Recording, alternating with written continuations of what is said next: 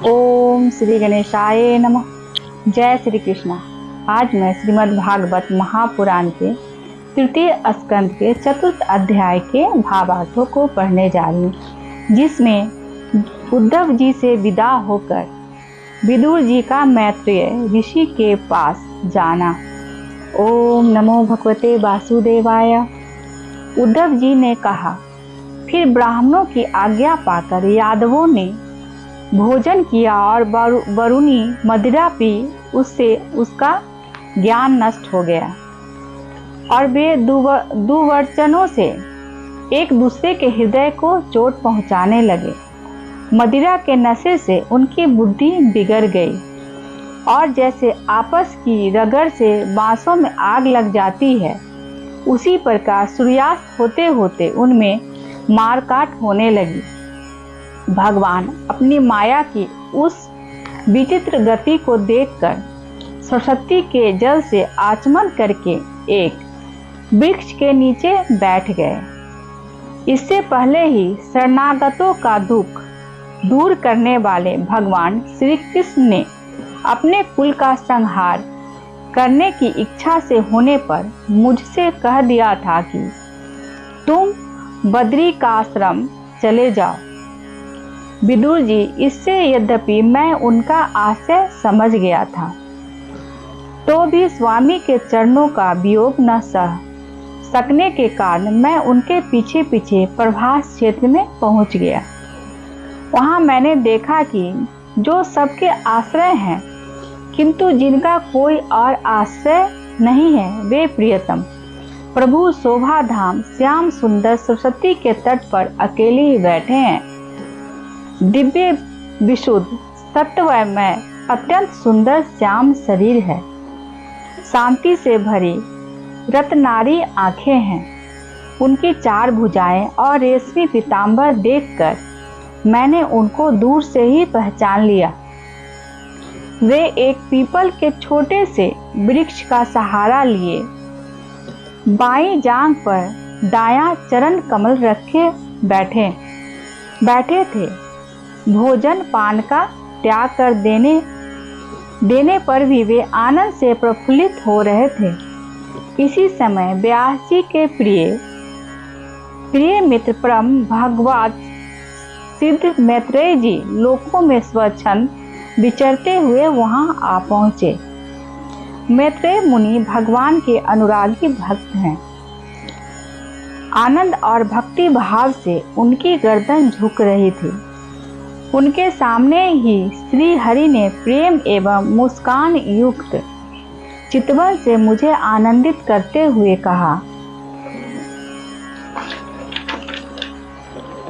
श्री भगवान कहने लगे, मैं तुम्हारी आंतरिक अभिलाषा जानता हूँ, इसलिए मैं तुम्हें वह साधन देता हूँ जो दूसरों के लिए अत्यंत दुर्लभ है। उद्धव, तुम पूर्व जन्म में वसु थे। विश्व की रचना करने वाले प्रजापतियों और वसुओं के यज्ञ में मुझे पाने की इच्छा से ही तुमने मेरी आराधना की थी। साधु स्वभाव उद्धव, संसार में तुम्हारा यह अंतिम जन्म है, क्योंकि इसमें तुमने मेरा अनुग्रह प्राप्त कर लिया है। अब मैं मर्त्य लोक को छोड़कर अपने धाम में जाना चाहता हूँ। इस समय वहाँ एकांत में तुमने अपनी अत्यंत भक्ति के कारण ही मेरा दर्शन पाया है। यह बड़े सौभाग्य की बात है। पूर्व काल पद्मकल्प के आरंभ में मैंने अपने नाभि कमल पर बैठे हुए ब्राह्मण को अपनी महिमा के प्रकट करने वाले जिस श्रेष्ठ ज्ञान का उपदेश किया था और जिसे विवेकी लोग भागवत कहते हैं, वही मैं तुम्हें देता हूँ। विदुर जी, मुझ पर तो प्रति क्षण उन परम पुरुष की कृपा वर्षा करती थी। इस समय उनके इस प्रकार आदर पूर्वक कहने से स्नेहवश मुझे रोमांच हो आया। मेरी वाणी गदगद हो गई थी और नेत्रों से आंसुओं की धारा बहने लगी। उस समय मैंने हाथ जोड़कर उनसे कहा, स्वामिन, आपके चरण कमलों की सेवा करने वाले पुरुषों को इस संसार में अर्थ, धर्म, काम, मोक्ष इन चारों में से कोई भी पदार्थ दुर्लभ नहीं है। तथापि मुझे उनमें से किसी की इच्छा नहीं है। मैं तो केवल आपके चरण कमलों की सेवा के लिए ही ललायित रहता हूँ। प्रभु, आप निष्क्रिय होकर भी कर्म करते हैं, अजन्मा होकर भी जन्म लेते हैं, काल रूप होकर भी शत्रु के डर से भागते हैं और द्वारका के किले में जाकर छिपे रहते हैं, तथा स्वात्मा राम होकर भी 16,000 स्त्रियों के साथ रमन करते हैं। इन विचित्र चरित्रों को देखकर विद्वानों की बुद्धि भी चक्कर में पड़ जाती है। देव, आपका स्वर ज्ञान सर्वथा आवाज और अखंड है। फिर भी आप सलाह लेने के लिए मुझे बुलाकर जो भोले मनुष्यों की तरह बड़ी सावधानी से मेरी सहमति पूछा करते थे, प्रभु, आपकी यह लीला मेरे मन को मोहित सा कर देती है। स्वामी, आपने अपने स्वरूप का गूढ़ रहस्य प्रकट करने वाला जो श्रेष्ठ एवं समग्र ज्ञान अपने ब्रह्मा जी को बतलाया था, वह यदि मेरे समझने योग्य हो तो मुझे भी सुनाइए, जिसमें मैं इस संसार दुख को सुगमता से पार कर सकूं। जब मैंने इस प्रकार अपने हृदय का भाव निवेदित किया, तब परम पुरुष कमल नयन भगवान श्री कृष्ण ने मुझे अपने स्वरूप की परम स्थिति का उपदेश दिया। इस प्रकार पूज्य पाठ गुरु श्री कृष्ण से आत्म तत्व की उपलब्धि का साधन सुनकर तथा उन प्रभु के चरणों की वंदना और परिक्रमा करके मैं यहाँ आया हूँ। इस समय उनके विरह से मेरा चित्त अत्यंत व्याकुल हो गया। विदुर जी, पहले तो उनके दर्शन पाकर मुझे आनंद हुआ था, किंतु अब तो मेरे हृदय को उनकी विरह व्यथा अत्यंत प्रीत कर रही है। अब मैं उनके प्रिय क्षेत्र बद्रिकाश्रम को जा रहा हूँ, जहाँ भगवान श्री नारायण देव और नर ये दोनों ऋषि लोगों पर अनुग्रह करने के लिए दीर्घकालीन सौम्य दूसरों को सुख पहुँचाने वाली एवं कठिन तपस्या कर रहे हैं। श्री सुखदेव जी कहते हैं, इस प्रकार उद्धव जी के मुख से अपने प्रिय बंधुओं के विनाश का असह्य समाचार सुनकर परम ज्ञानी विदुर जी को जो शोक उत्पन्न हुआ, उसे उन्होंने ज्ञान द्वारा शांत कर दिया। जब भगवान श्री कृष्ण के परिकरों में प्रधान महाभागवत उद्धव जी बद्रिकाश्रम की ओर जाने लगे, तब कुरुश्रेष्ठ विदुर जी ने श्रद्धा पूर्वक उनसे पूछा। विदुर जी ने कहा, उद्धव जी, योगेश्वर भगवान श्री कृष्ण ने अपने स्वरूप के गूढ़ रहस्यों को प्रकट करने वाले जो परम ज्ञान आपसे कहा था, वह आप हमें भी सुनाइए, क्योंकि भगवान के सेवक तो अपने सेवकों का कार्य सिद्ध करने के लिए ही विचरा करते हैं। उद्धव जी ने कहा, उस तत्व ज्ञान के लिए आपको मुनिवर मैत्रेय जी की सेवा करनी चाहिए।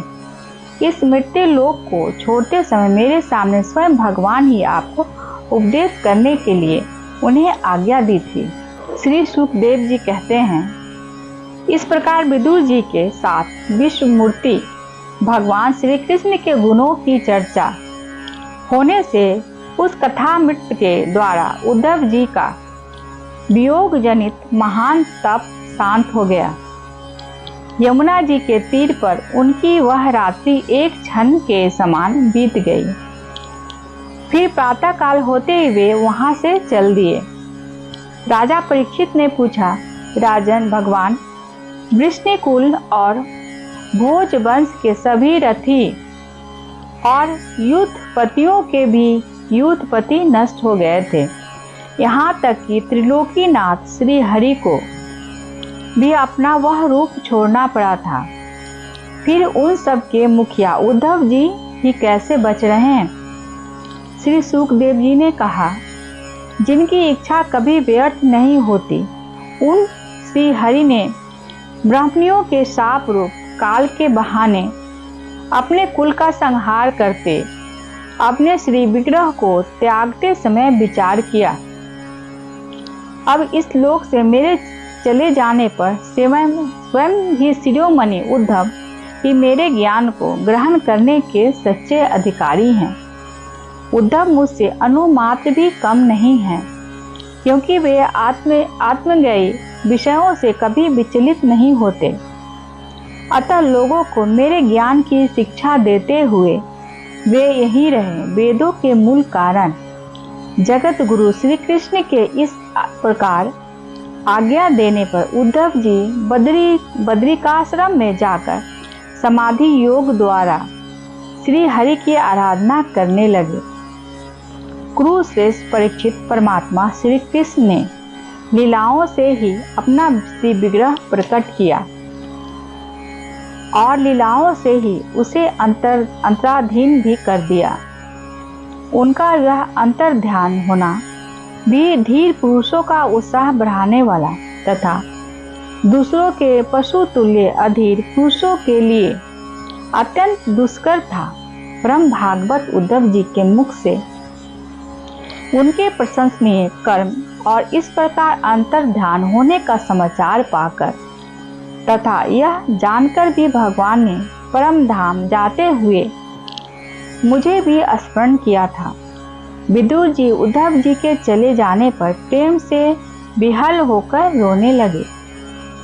इसके पश्चात सिद्ध शिरोमणि विदुर जी यमुना तट से चलकर कुछ दिनों में गंगा जी के किनारे जा पहुँचे, जहाँ श्री मैत्रेय जी रहते थे।